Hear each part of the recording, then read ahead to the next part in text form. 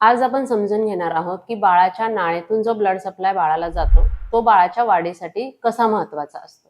तर बाळाची नाळ म्हणजे काय, तर अम्बिलिकल कॉर्ड ब्लड फ्लो. जेव्हा तुम्ही सोनोग्राफीचा रिपोर्ट बघता त्याच्यामध्ये असं लिहिलेलं असतं की अम्बिलिकल आर्टरी पीआय.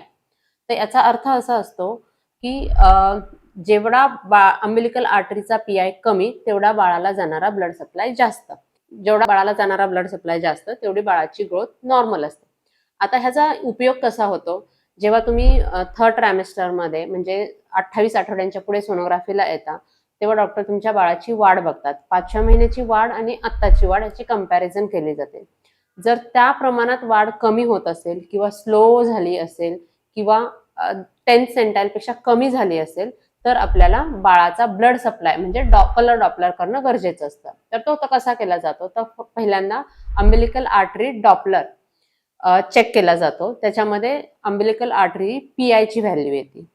जर ही व्हॅल्यू 95% पेक्षा कमी असेल, याचा अर्थ की बाळाला जरी वाढ कमी असेल तरी बाळाला ब्लड सप्लाय व्यवस्थित जात आहे.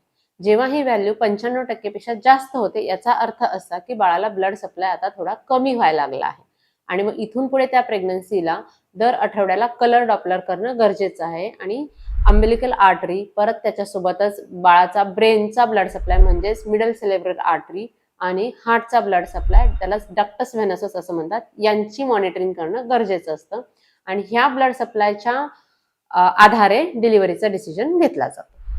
म्हणून अम्बिलिकल आर्टरीचा ब्लड सप्लाय हा पहिली स्टेप आहे बाळाची ग्रोथ मॉनिटर करण्यासाठी.